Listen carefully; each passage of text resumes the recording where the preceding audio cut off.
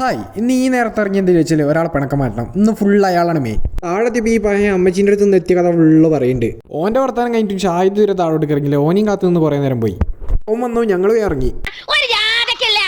പിന്നൊന്നും നോക്കില്ല, ഞങ്ങൾ വേഗം ഇറങ്ങി. പിന്നെ ഈ കുലിക്കുകയും പോകുമ്പോഴാണ് ദാ കാണുന്നത് അടുത്തത് 2 മണിയായി. എടാ നിനക്കൊന്ന് ഹെൽത്ത് നോക്കണ്ട. പറഞ്ഞ മാതിരി തന്നെ സ്പോട്ടിലെത്തിയപ്പോൾ ഓടി കയറി ഇന്ന് സീറ്റ് പിടിച്ച്. ഞാൻ അപ്പോഴും നോക്കി നമ്മളെ പിണക്കക്കാരൻ എത്തിയിട്ടില്ല. ആ വൈറ്റ് വിട്ട് താടിക്കും കൈ വെച്ചിരിക്കുന്ന ആളാണ് അമല്. തെറ്റി നിൽക്കുകയാണ്. റിഷാദ് അപ്പോത്തിനും വേറെ ഏതോ ലോകത്തെത്തിക്ക്. കുറച്ച് നേരം എൻ്റെ അടുത്ത് ആറ്റിറ്റ്യൂഡ് ഇട്ട് നിന്നിട്ട് കുറച്ച് കഴിഞ്ഞപ്പോൾ റിഷാദിൻ്റെ ഫോണും വാങ്ങിയിട്ട് ആരോ വിളിക്കുന്നുണ്ടായിരുന്നു. പിന്നെ എൻ്റെ കാട്ടിക്കൂട്ടിലുണ്ടപ്പോഴല്ലേ മനസ്സിലായ ആരാന്ന്. എന്റെ ചക്ര മോളല്ലടി. പിന്നെ ഓൻ്റെ പരിപാടി ഇറക്കട്ടെ വിചാരിച്ച് ഞാൻ അവിടെ നിന്ന് മാറി. ഞാനും ഷാഹിദും പിന്നെ കുറച്ച് ഭാവി കാര്യങ്ങൾ സംസാരിക്കാൻ തുടങ്ങി.